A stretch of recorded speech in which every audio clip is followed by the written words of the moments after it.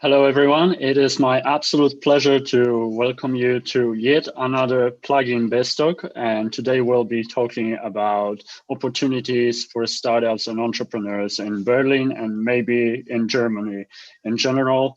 And we have two fantastic speakers today that will tell us a little bit more about what they're doing and their entrepreneurial journey and everything that you would like to know, because you'll be able to ask them questions as well.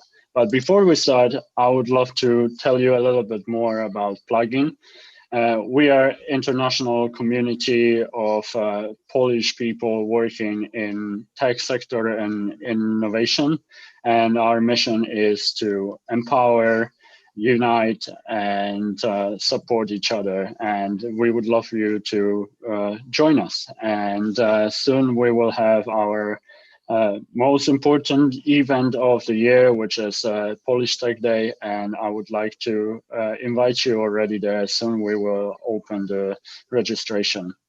And here with me today are Karolina Decker, co-founder and CEO of FinMary, fintech operating in Berlin, and Adam Formanek, person that spent in Germany over 17 years and helped multiple startups and basically knows everything about the startup community and everything related to that topic in Germany. And without further ado, I would like you to introduce yourself a little bit Carolina, more. ladies first, please. Yeah, thank you for having me today, Adrian and Kasia. So shortly about myself. I moved to Berlin around 10 years ago, and what I'm doing in Berlin, it's basically fintech, or some of the people just call it as a femtech. It's a B2B scale financial advice, investment, and community solution in ones, and we targeting predominantly female clients in Germany and also in Europe, and we offer a personal digital financial advice, online investment solution with online education community, and the idea is to increase knowledge and confidence with topic of money and investing. And no matter what of the stage of your life are you at the moment, as women, you can always participate in our programs. You can always visit our workshops. So we do not exclude men as a client. So we also have around 5 to 7% guys in portfolio. But as I mentioned, the focus is on the female empowerment. Exactly. So that's a very good point, so that I can apply for some financial advisory by you, Carolina, which I'm going to do soon, I hope. And my name is Adam Formanek. I've been living here for like over 17 years. I came here to Berlin to study, and I stayed by mistake, by chance, I don't know, however you call it. So during my career paths, I actually started working for a variety of different companies here. Some of them 10, 11 years ago, they were connected to the first ecosystem of startups connected to Rocket Internet, which was Groupon, and then actually working in a couple of other startups. After that, I got a bit sick and tired of that, so I changed to Lufthansa and worked for typical shared service centers testing digital products of Lufthansa. Then I ended up in my previous role, which you remember me definitely, was at the SIBB, ICT and Digital Business Association. I was conducting some of the events and international projects, one connected to Poland. And yeah, I'm going to show you some events which I realized recently. And now I'm in my new role at the Digital Agency of Berlin, trying to digitize small, medium enterprises in Berlin and accelerate them and give them a chance, a glimpse into the technological developments of this city. So shall I start already with my presentation, Adrian? I'm pretty sure that's all we're waiting for. So exactly. So I mean, I guess thank you for having me here, and you might know me from previous events I was organizing. So I just, in order to give us a feel for discussion, I'm just gonna present you some details about this beautiful city we are here. And yeah, I hope you can see that. My presentation at the moment. So yeah, I'm gonna be talking shortly. I'll get a timer, so I'm not just gonna be boring you for more than 10 minutes about it.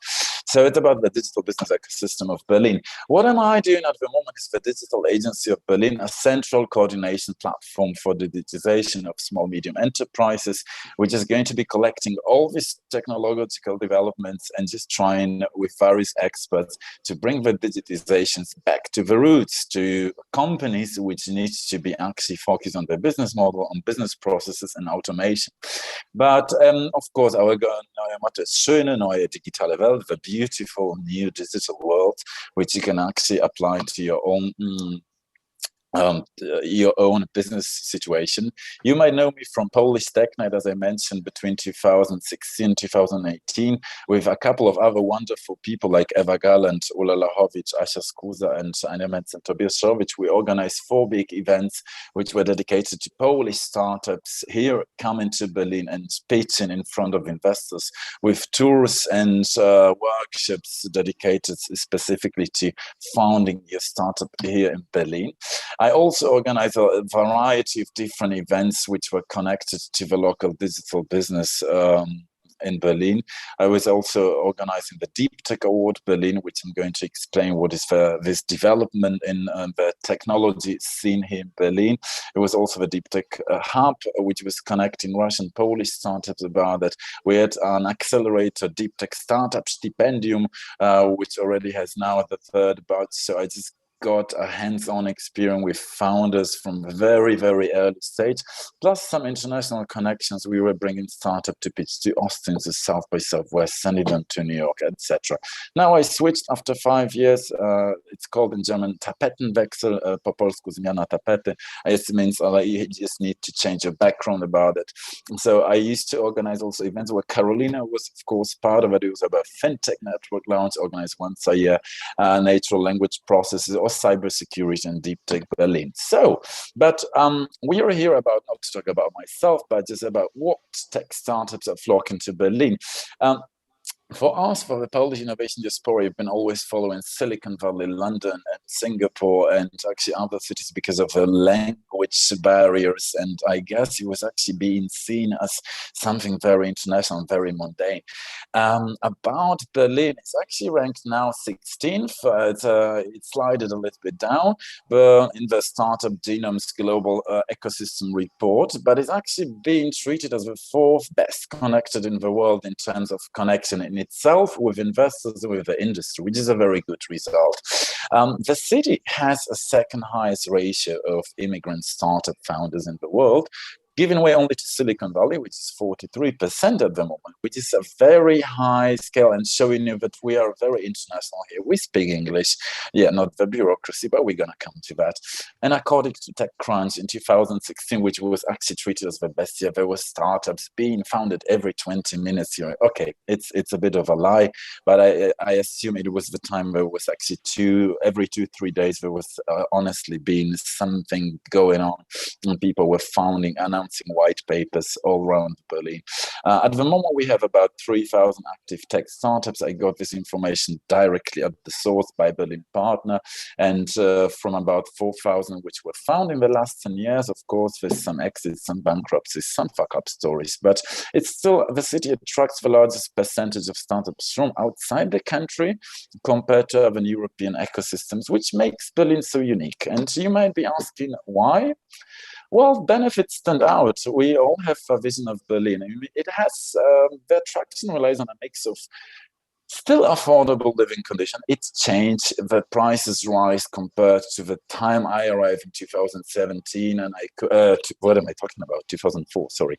It was the price when you could rent a whole 200 square meters apartment for 300 euros. Well, these times are long gone, but still there is going out, there is an overall vibrant and creative culture, a diverse pools of talent and expertise, as well as attractive funding programs of the city. And well, we all know how it started, you know, in 1935, actually it was the 3rd biggest city of the world, the most industrialized city of Europe.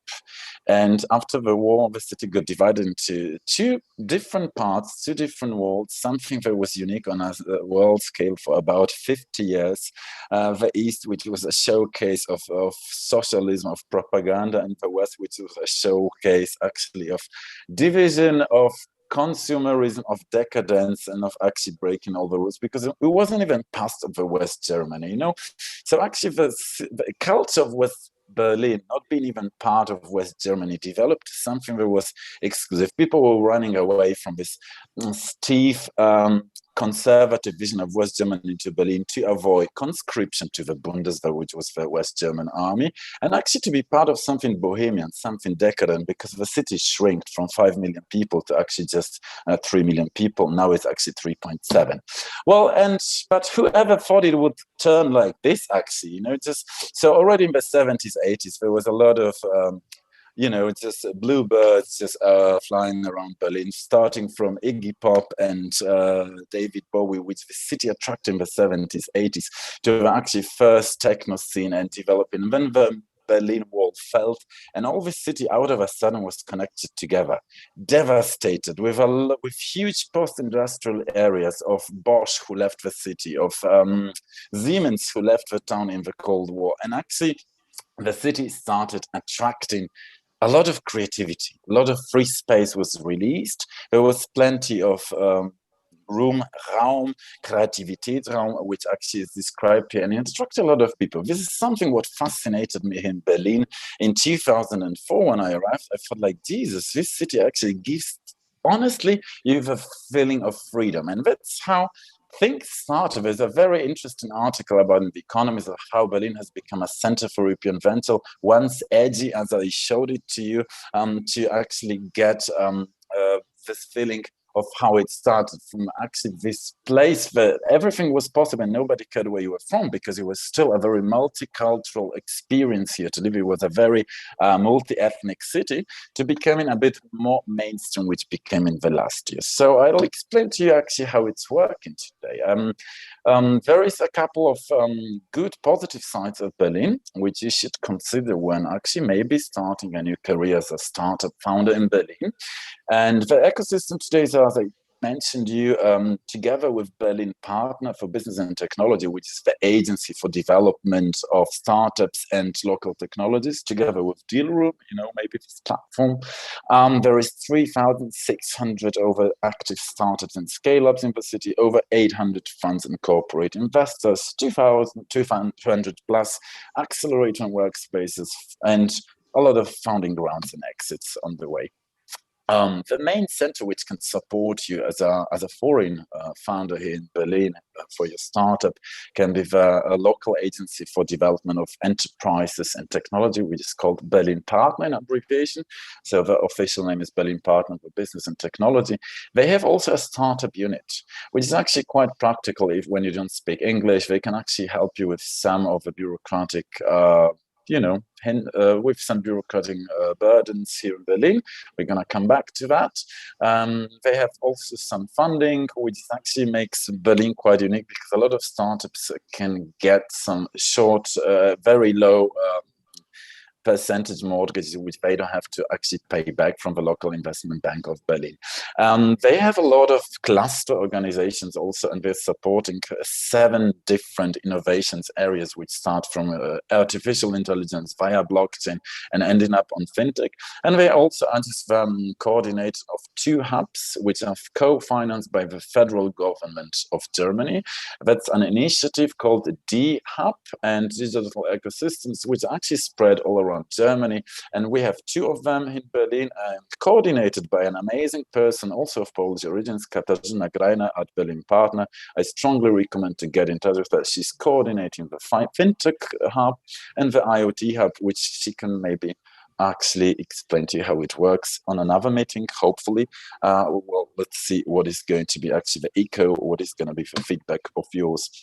If you would like to participate in Berlin as a startup, also not as a founder, there is a Start Alliance program operated by Berlin Partner, which actually attracts startups from different cities. You can see, actually, I think it's been actually completely redeveloped. There's bunch of new cities which came to the program, and startups from those cities can apply on a variety of programs, which is fintech, health tech, which is creative, and etc. They were coming for like deep immersion programs in the ecosystems in Berlin for 1 or 2 weeks, and they were showing the prospects, the opportunities, the investor rounds, and etc. So it's quite actually interesting for all of them. Where does this booming Berlin come from? Actually, it comes from the years after the financial crisis in 2007, 2008, when the city was very cheap and affordable, and a lot of financial thing was running away from London and from New York, and some investors tried to invest in something that was actually bringing more turnover on bringing more Reddits than actually it is being seen in the financial world. So it started with Bruder Samwer. It's actually the brother Samwer, the founder of Rocket Internet, which is a copy-paste machine, and they just started creating the biggest brands of Berlin startup economy at the moment, which was Delivery Hero, which was Zalando, which is Home24, and it's actually like HelloFresh. So they attracted to this city a lot of entrepreneurs who started being the junior positions, senior positions. They were coming actually from hedge funds, from venture capitals, and they start, oh, I'm just over with the time. So, okay, I have to just accelerate about it. And they started attracting a lot of people who actually came and started building their own small ecosystem. They started actually investing in that. One of them is also Point and Capital with Paweł Hudziński, or actually Team Europe, which is by Łukasz Gadowski, actually a German but born in Poland, and actually he's investing in a lot of different variety of stuff. We have different locations. Actually, the East prevails in that because there's a lot of these co-working spaces and factory on any other like hubs which actually were built in this post-industrial left hangars and areas, which makes it quite attractive because you have all of this loft area for yourself. They've been made fancy with soya milk chai lattes and other stuff. So of course with yoga mats and stuff on rooftops and floating boats on the river and like stand-up paddles, you can really have all. It's part of this Berliner atmosphere just to be working from the riverside and creating your startup among these creative people going on. So where are we headed? Berlin has this actually bad reputation of shallow startups, which is technological, but these times are gone. They are exited. This was Delivery Hero, this was Zalando, this was Rocket Internet.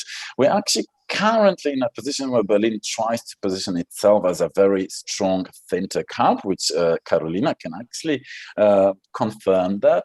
We had some good startups in 26, which was successful in markets like France or some other continental countries in Europe, but not in the UK or in the United States. There's a great Auto One group and Sum Up and other ones. We go into potential future Ionicos, which is also kind of fintech, but also open banking platforms, and the rising stars are just going into direction of mobility and smart city, because we have also a fantastic hub here for mobility, which is the driver in Berlin. New verticals are showing up. That has also to do with the development and regional strategy of the city. There is this 7 innovation fields.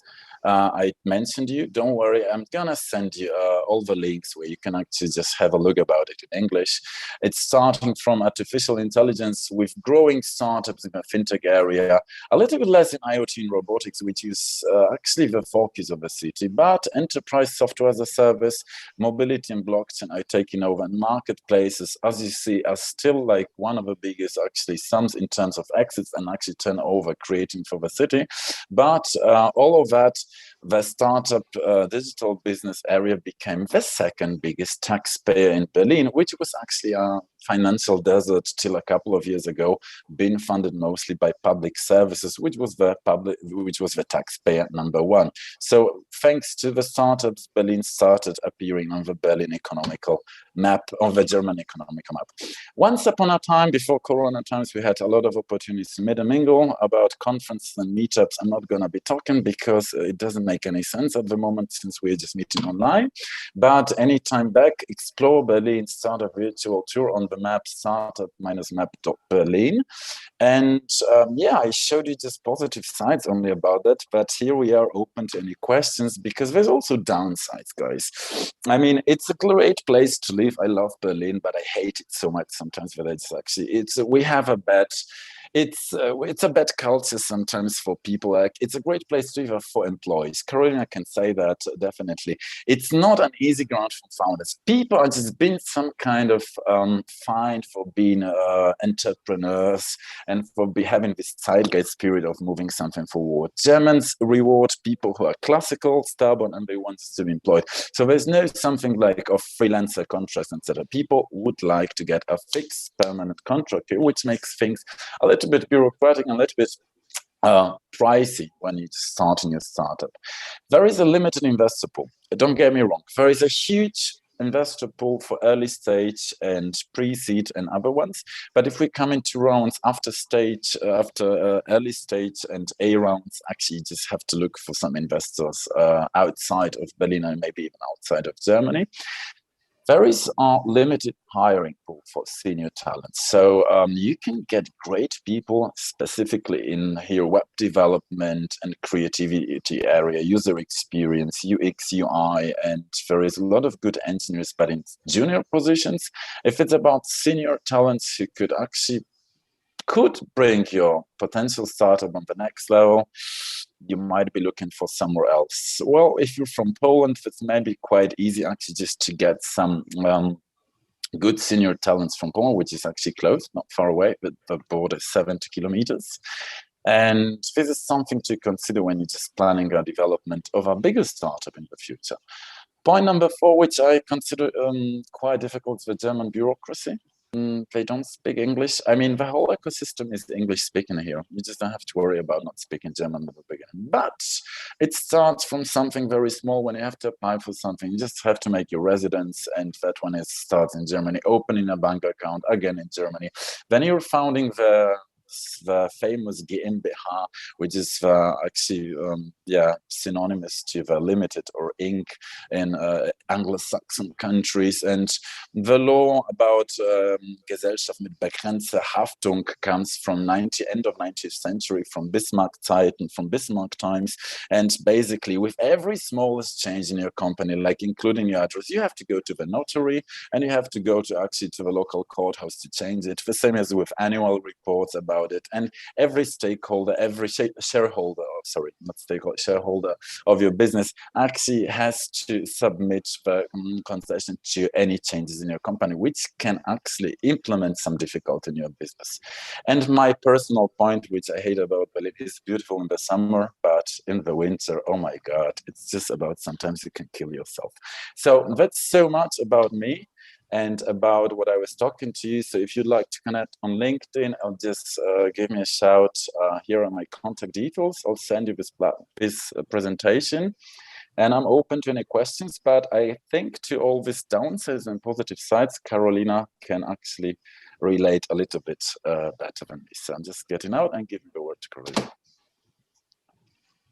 Yeah, absolutely. We will definitely have some questions for you, Adam, but now we will give you a little bit time to catch the breath and rest. And we would love to hear actually the founder side and the story of Finn-Marie, how it all started and where it is now. So it will help us to get a little bit more insight how it really is to start a startup in Germany. So Carolina, floor is yours. Yeah, thank you again. So I have to sign with all the aspects that Adam mentioned, 100%. So I moved 2010 to Berlin and decided to, let's say, quit my well-paid good job in Warsaw and do something different with the different language and different culture.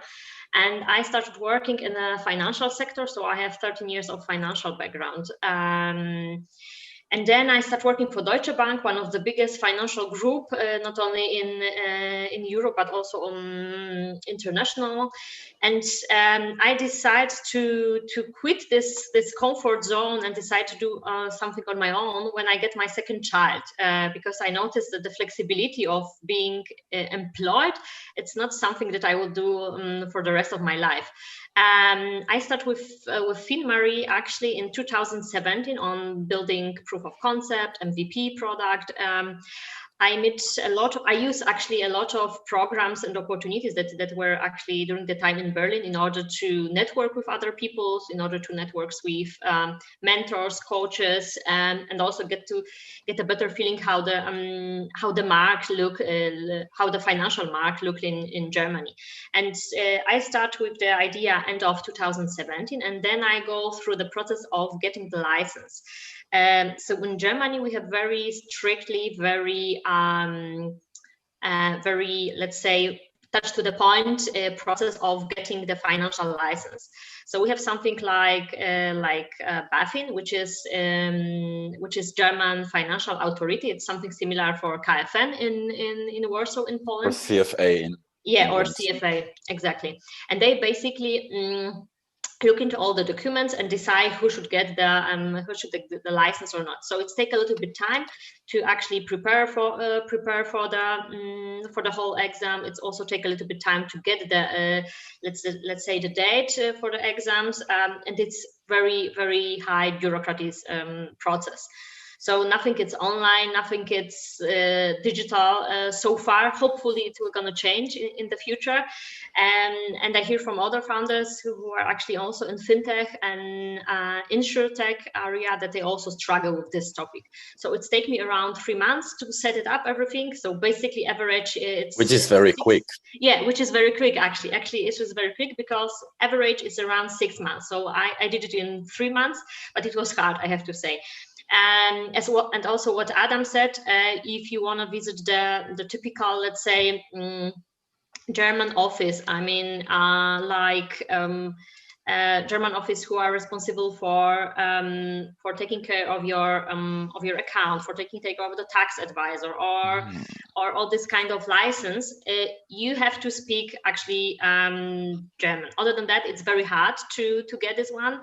You have to, of course, the next step is, of course, to declare your business and financial arms. You have to fulfill thousands of different documents, tax ID, bank account, trade license, and stuff like this. So you have to make sure that you have prepared everything in advance. Opening a bank account as a company is also not so very easy. No. At the moment, it's take around 3 weeks average. I don't know if it's because of the fact that a lot of people are coming to Berlin and want to set up the business here, but a lot of banks, for example, struggling at the moment with the topic of Brexit, you know. So it's always so they have a lot of, let's say, backlog at the moment. So 3 weeks you have to count in order to open bank account. Not all the bank accounts are able to open the bank accounts for, let's say, specific groups. So for example, my group, insurance, fintech, it's quite popular. So that's why it wasn't, let's say, problematic, but there are some kind of, let's say, areas where it's even harder to get this bank account. Of course, you have to register your address in Germany, so it's called Anmeldung. When you register, you get your tax. That's step number 1, actually. Yeah, sometimes, and in order to get an appointment in Berlin, sometimes you have to wait 2 months just to get that. So it starts with this. Yeah, so in order to get this tax number, that's a Steueridentifikationsnummer, it needs to be certified. You have to have registered address in Germany. You have to place in Germany. So, and it's not so easy to find a place actually in Germany. And due to the fact that a lot of international people are coming here. At the moment, we have in Berlin Mitteldecker. So that means so the rent that you pay, it cannot cross approximately amount, which is actually covered from, which is actually assigned from the government and from the state. As soon as you register your address in Germany, you can open the bank account, get the right visa if it's necessary. If you are not from European Union, you have to have the visa. The next step, which I would always recommend the startups, to find a tax advisor. And I have to say the tax advisory are very expensive in Germany, but they very will expensive, the same as health insurance, which is actually compulsory. So which is actually exactly. But they are very expensive, but it makes sense to have them because of the fact that you can save a lot of money. They can register your business for you, take care of your tax declaration. They will help you to avoid many mistakes with taxes and health insurance. So for those one who think, what's the problem to fulfill the tax documents? I mean, in Germany, it's quite difficult, you know. Germany is one of the most difficult in terms of taxation. So you will find thousands of paragraphs. They are sometimes not very logical. Thousands of forms, actually, you have to fill out. Yeah. And of course, it's a different steps if you register your business as a Freiberufler, as a, let's say, freelancer, or do you want to have GmbH? So GmbH, it's like Spółka or something like this. So all this difference is very important.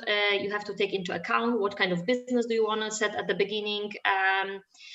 Of course, life is much easier for freelancer, but not every freelancer is really freelancer. So, and Carolina, something very funny is actually when you register a company or GmbH, GmbH, it's actually something different than Gewerbeanmeldung, which is actually in Polish zgłoszenie działalności gospodarczej. Something very specific. It doesn't mean that you register a company that you're actually active. And like some people forget it, and then it comes actually a fine. Where did you register your company as an active Gewerbe? Which is something. That's why you need a tax advisor, because you need all these documents being printed out only by paper. You just have to collect them and keep in original and stuff like that. It's not digitized. Yeah. So it's good to have someone. So that was also a recommendation during the time, and it was the first, let's say, person that I hired to do all this kind of stuff. So when you register as a solo trader in freelancer with the trade office, if you are not freelancer applying for your local tax office, it's called diese Steuernummer, your business will automatically take on the legal structure of solopreneurship. So there are some, let's say, links and some of them, let's say, processes that are just working behind. And if you, for example, running a small business rather than freelancing, you must register your company in the commercial register as a business established as a commercial operation. And of course, you can do it. It's the GmbH, Gesellschaft in beschränkter Haftung, what I have, for example, with Finmarie. And you can become your own employee, which is beneficial for tax, of course. But the company is liable with its asset, and it's limited to 25K. And the first year you have to bring half of it, 12,500. Of course, you can apply also for the bank loan if you have problem to have the start capital at the beginning. You have to also show your criminal infringements where personal assets are labeled. So it's like personal Polizeiführungszeugnis. So you can usually only set GmbH if you are running a business and if you are not working as a freelancer. You can also try doing a small business. It's called a limited liability company. It's UG, and it's suitable for the small business, not freelancer, but on the big one who wanted to bring much more capitals. And with UG, you can share. You have the share capital with €1. So with €1, you can start. And parity, for some of the kind of business, you need to have a special license. You need to have a special permission, like we had, for example. So fintech is very regulated, to be honest. And health tech, e-health and fintech. So yeah. But the federal government and also the other initiatives, which Adam actually mentioned before. They support programs to help people set up the business in Germany, especially in Eastern Germany. So there are a couple of banks, IBB, Investitionenbank Berlin, and they may be low interest loan with the long repayment periods and no repayable grants. It's also KfW Bankengruppe, so they manage also the federal support of loans. So you can also get the loan on that with the higher amount between I know, 250 to 5 million, I think so. Yeah. And of course, there are a lot of programs from European Union, like Horizon, where you can, for example, if you have very specific business model, very technical, very digital, very modern, you can apply for Horizon. And I mean, to getting the grants, it takes time because everything is very, it take time. It's a lot of paperwork that you have to prepare. There's nothing digital, so you don't have any digital register where you can put all the things together and all the information will be transferred to another program, something like this. So it's also sometimes good to have someone who will help you with all these programs, especially if you're not speaking German fluently. Yeah, but basically everything can be done. Not all the programs which are on a German market are actually suitable for people who set their business already and then they have running business. There are a lot of programs just after the studies, like exit stipendium and stuff like this. But then you don't have to, no, how does it work? It must be 5 years that you cannot go out from the university. So in this case, for us, it was too late. I was too old to get this program. Basically. No, you're not. Come on. Yeah, that was the reason. This is age discrimination here. Exactly. Yeah. But what I also think quite nice in Berlin, Germany, basically, is to access to the whole governments. So, for example, we work as a FINMA with the ministry. It's very, the politicians are very active. They also jump to the startup scene. They also want to get to know a little bit how the ecosystem look like. They are very engaged. I don't know how it's in Poland, and I don't know how it's in other cities. But Adam, he's laughing, so maybe he has a better another experience. I can relate to something. There's a couple of questions from the audience. Actually, we can relate to that because we mentioned a couple of downsides, which is very actually good from the point of view. Guys, we presented you a realistic scenario. So there was a question I can't understand. Is it good to found a startup in Berlin or not? Because the only negative points I get in discuss. No, it's not true. Actually, the negative points, as we mentioned, is just the bureaucracy, which you need to be patient and you need to know someone, a tax advisor who speaks German for you and actually can relate to that. So of course, there's like this process of founding a company. You can start your company as UG and that costs €1 and you can turn it into a GmbH anytime without any problems. You just need a good notary. There is plenty of them speaking also English. They will help you with that, but be aware that there is going to be some costs connected with some translation of a document. So this is the thing about it. Opening the bank account, once it's opened, it's finally opened. And the two regulatory environments is fintech because of a BaFin, as Carolina mentioned that, and e-health because of the data protection and everything what is here in Germany, which has to do with data security. And beyond that, it has actually once you get over this initial hurdle, it's, as we mentioned, it's kind of hard to find your apartment here, but once you get this bureaucratic stuff, which is your apartment and your registration, then you decide, I'm starting with a UG and it's not fintech, it's not e-health, so it's actually pretty easy. You registered your company, then you have this idea, actually that things can go pretty much smooth after that. The environment is very open, people are very open to connections, there is a culture of speaking you, not the pani pan, etc. It is actually quite straightforward, and Germans don't beat around the bush. If they're not interested, they're just gonna tell you straightforward that if they find your application for something pretty much shit, they're gonna tell you that as well. And if the bureaucracy is gonna be unhappy with that, they're gonna pretty much bomb you with that. But these are actually just to be seen the downside as positive parts. You're an environment which is very international, people with a lot of experience, and people are very open even to the most silly ideas for your startup. As soon as they see a good model and they can see some actually return into the investments, it's quite easy to get this early stage funding here, and which is not small. As I told you, I had this startup accelerator at SIBB.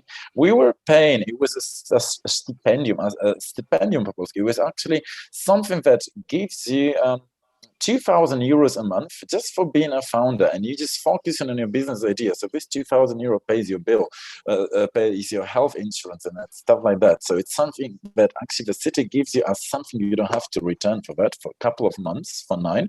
And after that, if you decide to find your company, Karina didn't mention that there is also some local programs. So if you'd like to get, for example, a guarantee from the bank, for funding a GmbH, there is the Bürgschaftsbank Berlin, which gives you also like a guarantee in order just to find your company. There is a lot of this. Then you need the German knowledge, but these systems are provided here, and we're just taking care of the startups just to stay here. Yeah, get some money from the state, from the fund, apply for that. Don't forget, it's a formalistic state. They need the papers, but they give you the money like that. And once you comply with that system and you understand how it works, it's actually quite easy to jump from one stage, financed by some institution, to the second one, until you get your MVP done and you start actually making making turnover. Yeah, and was on top of that, it is also in German something like Arbeitslosengeld. So, for example, if you decide from moving from the, let's say, employee status to entrepreneur status, you can apply for an Arbeitslosengeld, and you will get it for 1 year, and it's approximately for 60% of your netto salary that you get last 12 months. So yeah. A lot of people just using this option. You can also just contact the local Chamber of Industry and Commerce, Deutsche Industrie- und Handelskammer, IHK, and also Chamber of Trade. They also provide you information on any national, regional, and local initiative. What I haven't found in Berlin, it's a kind of the whole overview of the whole initiatives, local, public, private, VC, and stuff like this. True. So I think it will be as a next step to for the government to work on that. We have also a lot of non-profit initiatives like Bundes Startup-Verband, like Startup Association, Startup Foundation. They are very active. They also let's say represent not only startups, but they also represent the whole ecosystem. So it's also a good chance to get to contact with them. They also organize a lot of events, networking session in order to get to more a little bit the whole ecosystem. I can actually Sorry, I saw that we had a little guest on your side, Carolina. Like, if your children want to add a little bit more to the conversation and their point of view, how they see their mother as an entrepreneur in Germany, that's absolutely fine with us. But what I wanted to ask specifically here, because I already see that there are questions that are coming. So clearly, we will probably have to do the sequel to this conversation. But you mentioned a lot about address and being physically in Berlin. Is it even possible to start working on your startup while you're not there yet, and you're only like in the process of moving, or you're thinking about that, and you're trying to explore or validate even the idea of moving to Berlin, comparing to some other places? I'll answer that. Yes, you can. If you're just planning to move and you come in actually with your idea and you're starting pitching and you say you're a startup in the process of building a foundation and you're thinking about moving, then it's very useful information when you actually communicate it to people, because they expect the startup to be registered in Germany. If they want to invest or just you want to get the funding from here, you need a physical address from here. If you're going to be working remotely after that, we had teams where one of the founders was just here, the rest was somewhere else. So it's fine. But if you just would like to just start thinking about this idea of founding in Berlin and you have a vision, you can start communicating people. Hey, I'm this entrepreneur and I've done this experience. I'm coming up with ideas. And there is also this talent matching pool by Berlin Partner, which can actually, and by different startup acceleration programs, which is matching people with other co-founders, looking at some other business ideas. Yeah. Yep. So what is quite pretty well working here, it's also the, let's say, the connection that you can have with the other startups, no matter if it's female or male. A lot of people talking about a business idea. I think there was one study which shows that in Berlin, per 1 minute, 3 to 4 new ideas are coming out. So that's a very good, that's a very big advantage. So you can learn from a lot of people. You can visit a lot of sessions where the founders, very high level founders, explain their journey. You can participate in a lot of meetups, tech conference, which is like Republika, TOA conference and stuff like TechCrunch, one of the biggest one. And for those kind of conference networking, you don't need to speak German. Everything is so English is English language is lingua franca, actually, of the startup scene. So okay, let's say that I'm in Berlin Hauptbahnhof, or I got to Alexanderplatz, and I have this great idea, and I would love to know, like, okay, what to do now? What is my very first step? So it should be like going and getting the physical location, or you would recommend to rather focus on getting those tax advisors and all those things related to startups, but not really focus on their critical mission or the product? What I would do, I would concentrate in the first step to validate the idea. And to validate the idea, you don't need health insurance or tax advisor. Just go meet with the people, explain your idea, explain your business model, make some research on in terms of what is already on the market. Because I think a lot of founders, they forgot about very important issue, which is actually the validation of their idea. They think, okay, the idea is great, and they build something MVP of proof of concept, and somehow it won't work. As I mean, Germany is a very specific market. Now, German, they have from a couple of aspects, they have very conservative way of thinking, for example, in terms of finance. So we thought it would be much more easier to start doing wealth management platform for women, because women have extremely high potential, not the fact that we are living longer, 6 to 7 years longer than men, that we inheritance twice during our lifetime. But still the mindset is different, so you cannot compare to another European countries.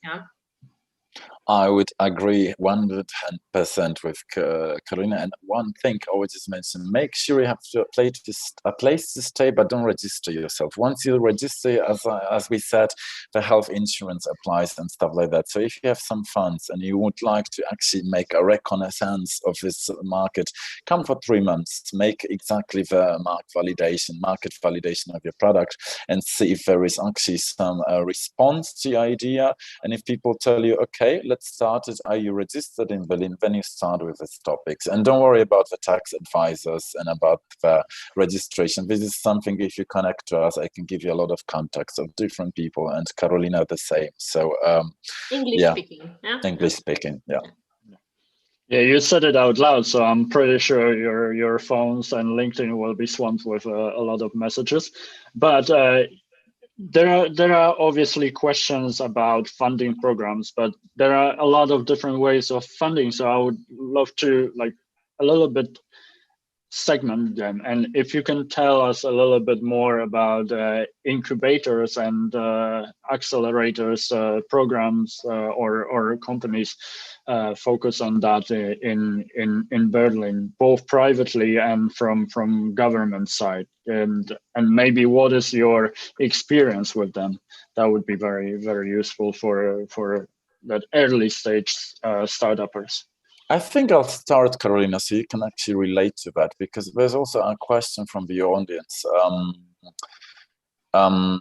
about which funding program is quickest. So I'll mention one thing. It's a federal republic here. So each state has its own fundings. There is federal, there is local, and there is European funding programs, and also the private equity ones and venture capital. So you have a big variety. As Carolina mentioned, Berlin is so decentralized and laid back. It's not France that is going to be all centrally directed from the state in one startup hub. It's actually pretty much so decentralized that not even the Berlin Development Agency has the exact details about which programs are quicker and stuff. I mean, if you're talking about which one is the quickest, be ready that all of them are the same. Quick means the same slow.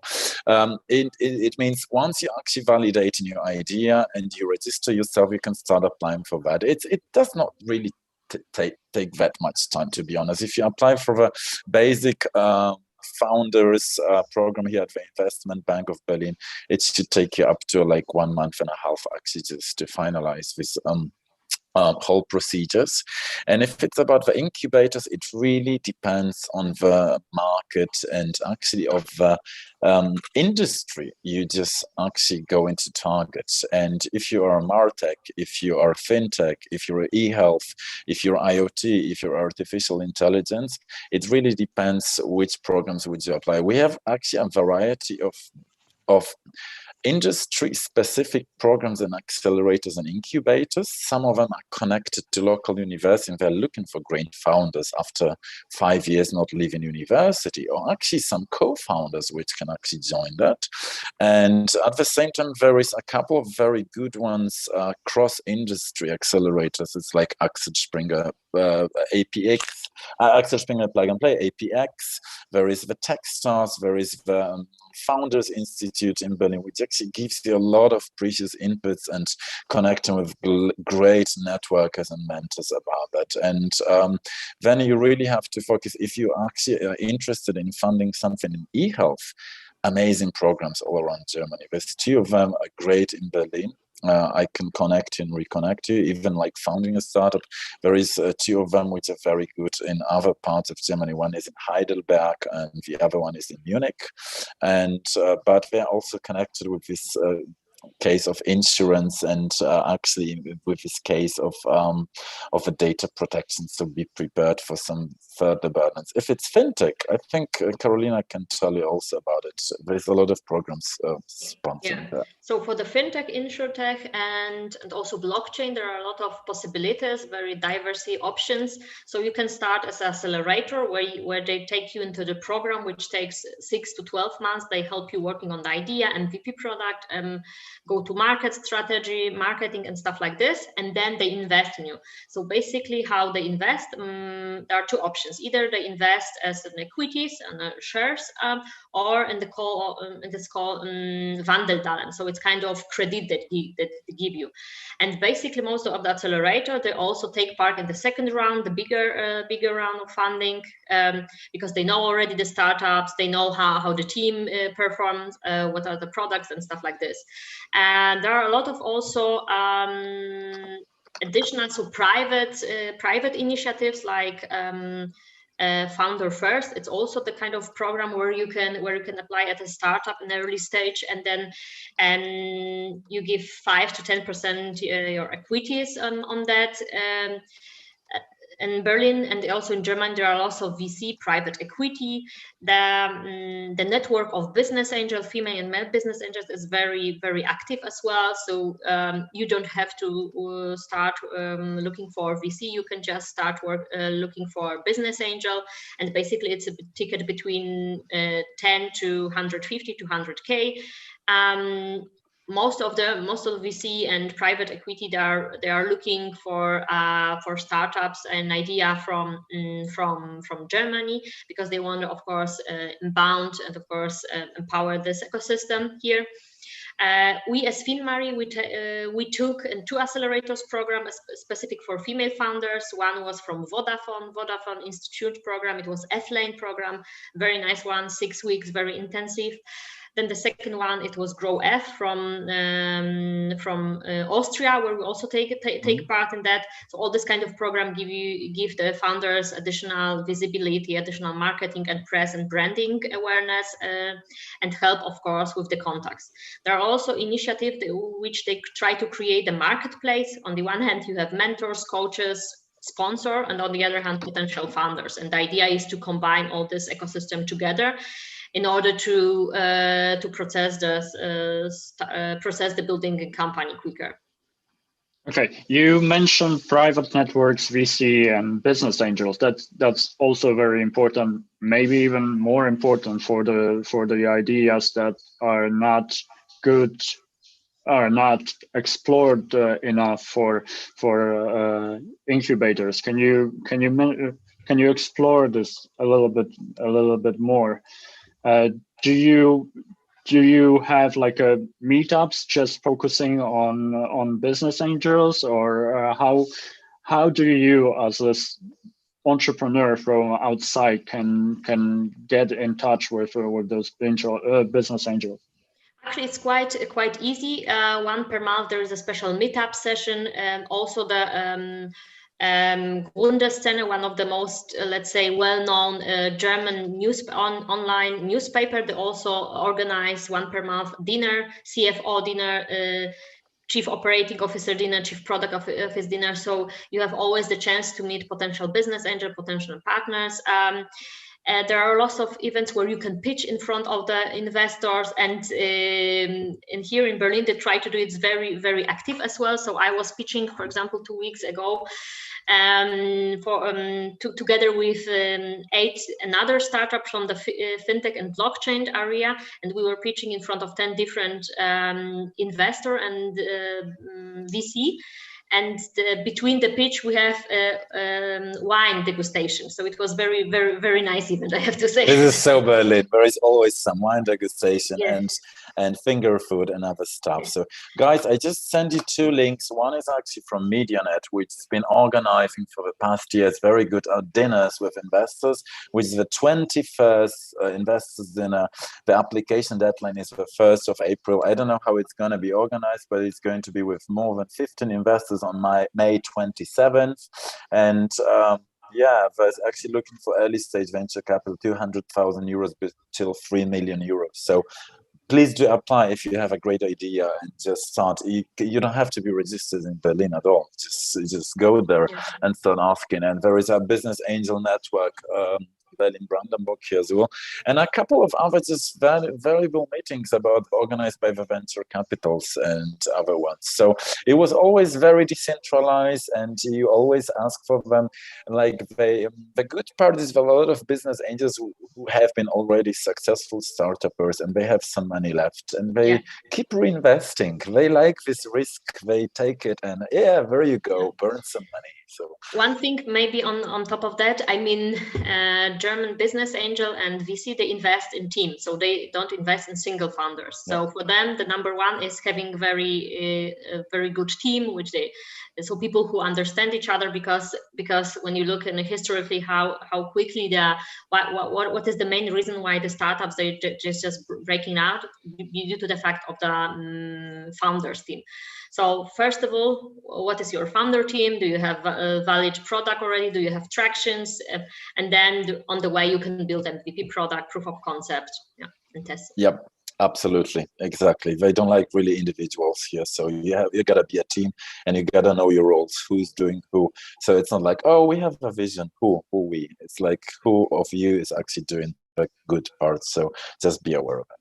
Yeah, and when the process of, let's say, investment started, let's say that it's with a big VC or private equity, let's say from 500,000 to 1.2 million, you have to be very good prepared. So they will just send you data room. There are thousands of, let's say, Excel tables there, and you have to make sure that you fulfill all the requirements. So they like all this kind of Excel spreadsheet. These requirements are very classical for them. They want to know, how did you plan your business development for the next 5 years, which is something very specific for the financial institutions here. Of course, I'm going to plan only a constant growth of that. I mean, it has to be somehow market related, but at the same time, as we have seen the last year when some opportunities like COVID-19 came into life, I mean, the things changed dramatically, and so just use it as a guideline, and they're just not going to skip that. They really need that for the investment program.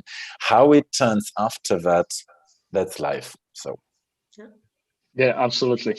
So you mentioned COVID-19, and that's something that it's perfectly timed in this conversation, because I wanted to ask a little bit more on government help. And you mentioned that in your presentation, of course, but do you see any changes how it all works because of the pandemic, and how that affects the help for young entrepreneurs and startups? Or do you see that it is going to change in the next year or two? A lot of concerns this year in Germany, because first of all, they've given away so many subsidies and money to support the whole economy as the whole other European states not even together. So that's one thing. On the other hand, there is no unemployment because they've sent all the people on Kurzarbeit, which is a shortened way of people, but a lot of free capabilities are just on the market. And there is big shouting around that the startup business shouldn't be forgotten, the digital business should be going. Actually, they've been prospering very well, the startups, in the last months, and there is actually a plan idea of spending 2 billion euros for supporting the startup programs, which is going to be by the bank KfW and by some other local business development agencies, and I'm sure we're just gonna be pushing further. And I don't know, it's going to go two ways, because if people got unemployed because of other stuff and there's gonna be money left on the market, I'm sure people will be going again to start to found startups, which can be one result. On the other hand, I'm sure that the ecosystem collapsed a little bit just because of a reason that we were very physical in Berlin. A lot of meetups, as Carolina said, a lot of this organic and development and actually physical connections were being made, which was stopped since last April, March. And it's been 1 year I haven't been to any meetup or something, which is all of these meetups are actually online. And we all know what it makes with a person just being on this call. So there's two lines. There is money on the market, there is free talents, and there is still connections. Now it really depends on the energy. I don't know, Karina, how are your business partners reacting? Yeah, so I can agree with you. So there are a lot of money that are flowing at the moment to the whole ecosystem and the whole economy. So for example, I have also a lot of clients who are actually also the entrepreneur, solopreneur, and they received quite quickly the additional money from the government, these subsidies. So the process was very quickly. I think in 2 weeks, all the people who just apply for that, they get it. Of course, there was some kind of backlog in this application process due to the fact that everyone applied, no matter if you are a startup or having a restaurant or any small coffee shop or something like this. So I think it was a very good. I mean, that's for sure very good example how the system could work in a very, let's say, not expected situation. But on the other hand, there are a lot of startups, a lot of initiatives that they don't survive during the COVID. You know, especially in the tourism, especially in the events branches and stuff like this. So for example, the whole Congress organization, marketing organization, and stuff like this. So they struggle during the first lockdown and also at the moment. But I think the German government learned a lot from the first lockdown. So they try to push a little bit more. They also try to push the family with children, get additional money on that. So I think it will go in a good direction.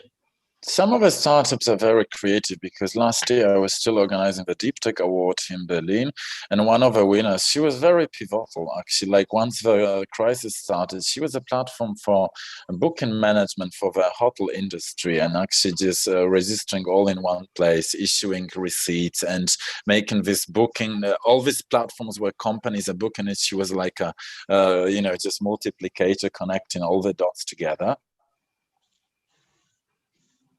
Bookings and reservations collapse, she switched into booking of quick tests for COVID, and actually started just converting the business of analyzing where the free capabilities by doctors, by hospitals, and by quick tests, etc.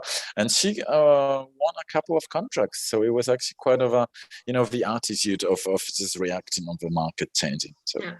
So a lot of people actually see in the COVID actually the chance to start some kind of business, actually to build, redesign their business. A lot of startups just move from completely offline to online. We as FinMarie were a good example. We just moved completely digital. We just working on we use this COVID actually to rebrand a little bit the whole business model, to just rethink, to just take care of the operation or the back end, because we didn't have time to do it during the normal day. We have to take care of the clients and partners, and that's why the first lockdown was a very good moment to just redesign, rethink, look into operations, CRM systems and stuff like this. It's great. And Carolina was not sleeping. She was working exactly, which is a good. I mean, this change management was forced. Germans didn't like digitization. And then we were suddenly from one day to another, we were just dropped into this digital world, and they had to get consultancy, everything which was online. And then, just these solutions come up. So there is a lot of potential still of developing your business idea in this market, because Germans are just starting getting to use that the world is not going to come back to the analog version as they knew it. Yeah, that's very good, because you actually answered my question, and I wanted to ask how FinMarie was going through the COVID. But that's really good, because we are running slowly out of time, but there are plenty of questions. And you mentioned the team. Do you recommend to have actually the German co-founder or the teams of how to invest your money? The team of foreigners are welcomed in Berlin, or to start the business in Germany in general? I mean, it's not about, let's say, the background. I think it's more about the focus on motivation, focus on team, focus on product and motivation. So I don't care if it's a German co-founder or not the German co-founder. At the beginning, anyway, building a startup, it's really roller coaster. So if you don't have someone who is very self-motivated and want to just push the idea no matter what, so it doesn't matter, I would say. Yeah. Nobody really cares where you're from here. Honestly, Berlin is a very unique part of Germany where don't even Germans ask. They're actually more discriminating among each other, because when they hear that somebody's from the south of Germany, they prefer foreigners than Bavarians or Baden-Württemberg, Schwaben, etc. So it's kind of like, it's not unusual to have a team in a startup with 20 nations, and yeah. Okay. And you, as a female founder, how was your experience? Did you see any difference in treating you? Like, oh, you're focusing on fintech. Why you're not finding some male co-founder as well, or something like this? Did you see anything like that? So basically in Germany it's like this, that's only 11% women decide to start their own business, and there are many reasons. One of the reasons Adam already mentioned. So a lot of women just want to have, let's say, secure job, employee status, and do not like changes. So it's always about going out from your comfort zone. That's the reason number one. And actually access to capital for the female founders starting changing a lot. At the beginning it was pretty hard to get the funding. That's why we we were bootstrapping for more than 2 years. Now we are ready for the bigger funding round. And it's always this topic, gender and equality. So if you can jump up because of the glass ceiling, and I cannot jump across because of the gender wealth gap, so so it's a lot of this aspect and this consciousness, which are actually not only in Germany and basically in Europe. But if you are highly motivated, if you are a good team behind you, if you are good connections, actually, I would say the connections, it's and all. That's what we said in Germany. So if you are a good network, you will find a way to get the funding. Yeah. So it's all about networking, asking for feedback. Yeah. They really appreciate the networking about it. And one thing that actually Karolina is going to agree with me, I think, in terms of gender equality, they're actually a couple of years behind Poland or any other country. It's actually something very Western German, this patriarchal system. They were not used to having female founders, which is something very obvious in Poland, for example. And here in Germany, there's a lot of initiatives on women in tech. And so you have, for example, the W Lounge here, which is actually supporting female founders. And it was actually quite funny 2 years ago to still see, like, as they call it, it's going to be a funny name for you. They call it MENA, which is a MENA panel, which is, there was only male speakers talking about how women have to go into tech. So there was like, they were always saying, okay, and there is still guys only talking about how women have to be founded, etc. So why don't we have these women, etc.? What's going wrong with it? It has changed a lot. You've got great female founders about it. I don't think it's like people react quite allergically about this female founders. It's actually about, I think it's equality and about the equal right to be as a founder and not seeing where you're from and what you're doing. It's exactly about being genuine as Karolina. And actually, in the press and the media, there are a lot of let's say announcements due to the fact of gender and inclusion. And I think that the German people they understand. So diversity is a fact, and inclusion is how you should react, how you should act. Actually. We had on Monday International Women's Day, which was actually free in Berlin. Yeah, which I don't get it. Bank holiday, exactly. Bank holiday, but only in Berlin, Berlin, Brandenburg. Only in Berlin, but it has a kind of Polish connection because of Rosa Luxemburg, who was a Polish Jew born in Zamość and who came here and made the first Women's Revolution Day in 1918. And actually, in order just to her initiative of introducing the International Women's Day, it was introduced as a bank holiday. Yeah, and we had yesterday an equal pay day. Yeah, so it's also a couple of numbers. 21%. That's the pay gap between women and men on the same position. Yeah, so that's also. I see. It's good to see that everything is going in the right direction, and let's hope it will only accelerate that way. But I can see that we have questions from the audience, and I am an individual. Can I apply for funding myself and grow my team after funding? Is it even possible? You mentioned that they really look at the team. Yeah, there is a program which is called Founder First, and what they do, they just try to match the single founders. So you meet with the another founders with the idea, you have workshops, brainstorming session, and you discuss on a different topics, and maybe by the end of the program you will find your dream co-founder. There are also a lot of meetups group where you can look for a female or male co-founder. Yeah, so. A very good program, as Karolina says, Entrepreneur First, exactly, just to find your co-founder. And the same as was about the Startup Stipendium, which is about 16 programs of them in Berlin, giving you this 2,000 euros a month. You need a team. You need at least one more person, or the best is actually 2 or 3 co-founders about it. Yeah, and maybe one point in terms of this, the whole accelerators program. I think at the beginning it makes sense to take part in it because you do not learn only let's say the hard topics like preparing business plan, financial plans, cash flow projection, building marketing strategy, how you should pitch and stuff like this. They also give you the support in terms of mental health. So how you should react as a co-founder when the idea is not good. All this motivation and coaching. Or when your co-founder goes away to another startup. Exactly, or something like this. So yeah. And they also always try to, let's say, fund a sponsor. I call them sponsors. So someone who will just introduce you if you are not in the room and tell you, oh, Adam is a very good guy, contact with him, So don't do that. So a lot of them, they also have the sponsor options, no? Yeah, it's very important. I remember that there are some research that like your first startups is definitely going to fail, or you have like a 90-something% that it will 95. fail. But the second startup is usually like way more. The probability of success is much higher. So it's very important to be able to deal with the failure as well. And I can see another question from the audience.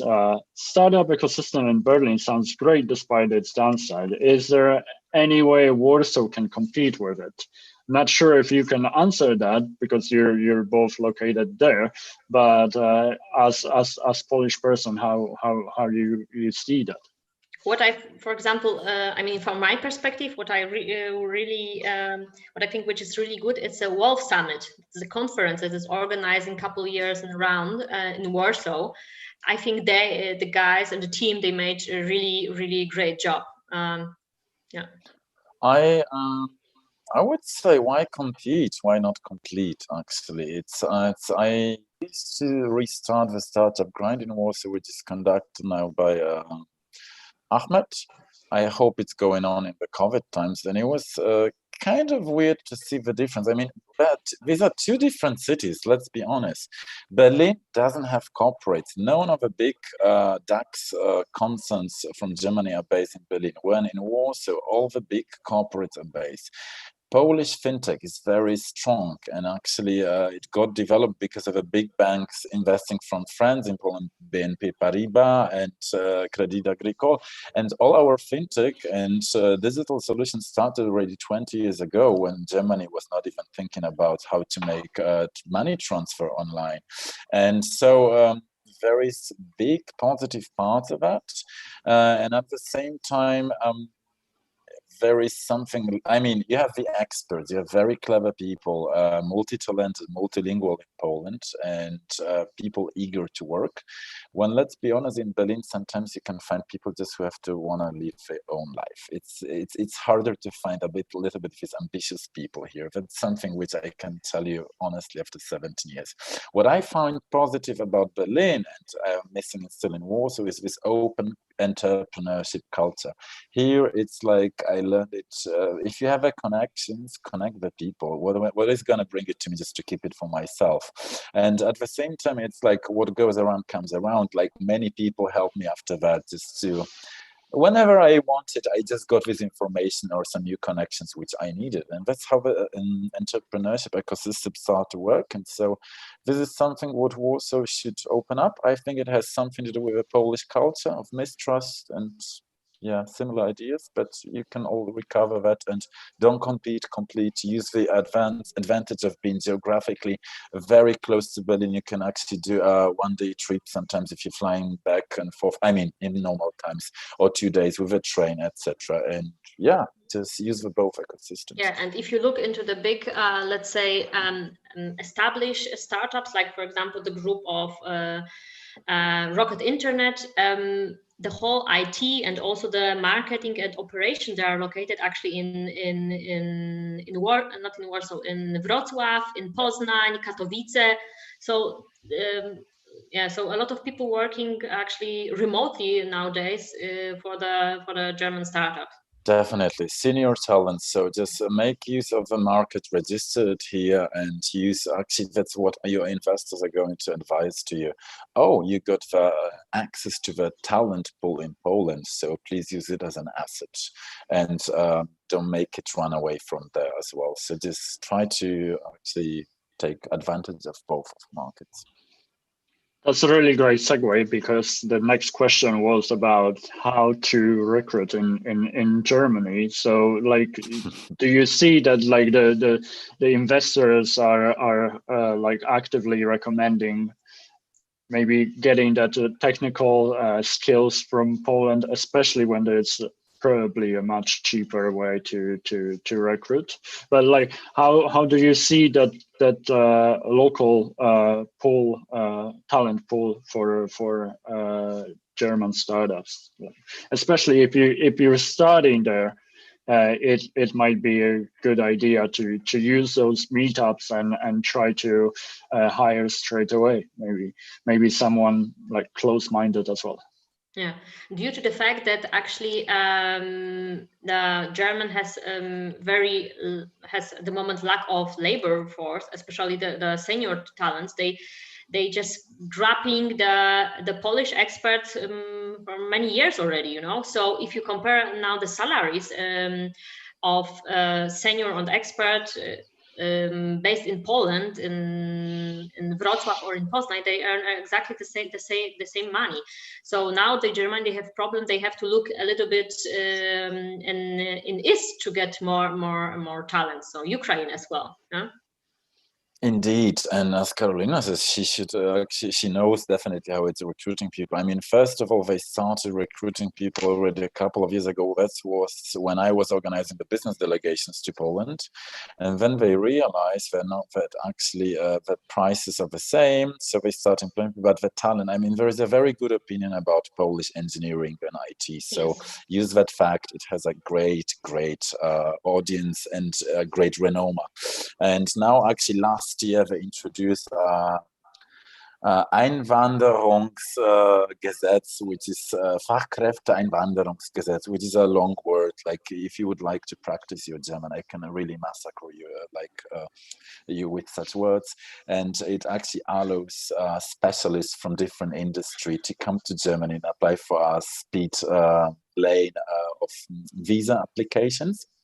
And there is, in terms of recruitment, which is we've been organizing like still my previous job, like Forum HR, and it was always the same struggle. There's a lot of talent here, a lot of multi-talented talent, but specifically in business development as well, user experience, UI, design, web development, but on junior levels. And if it's about good salespeople and good business development, senior levels, and big architecture engineers for IT, it's a bit harder and they cost much more money. Yeah, that's true. Okay, I guess we'll be getting a little bit closer to the end, but I would like to ask you that one final question. What is your one single best advice you can give to the entrepreneurs or startups that are thinking about moving to Berlin or starting business there? I would say focus on your business model and network. I would say the same. And don't think about the obstacles. There's good connections here. We can help you with that, but focus on a good business idea and think already globally. Okay, I think these are great advices, and thank you very much. Thank you for your time, Carolina and Adam. Thank you for having us. Thank you. Yeah. Thank you for having us. Yeah, I hope that this was a good time for you, and I'm really sure that our audience was amazed with your knowledge about the industry there and the ecosystem. And I would love to thank our background helpers, Kasia and Marcin, that are making sure that everything was running smoothly and helping me with some additional question from the audience. And as previously said, we are working on our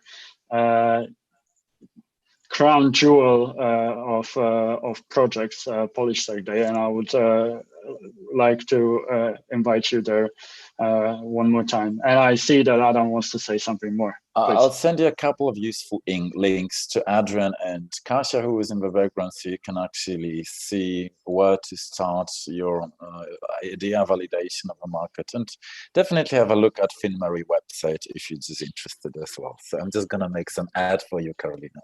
Oh, thank you. Cool. Okay, yeah, if you don't have any more closing words, I think we can stop here. And thank you very much for your time. And probably see you next time, because this talk was so great that there will be definitely need for the sequel. Thank you. Thank you. Thank you. Bye bye, everyone. Bye. Bye.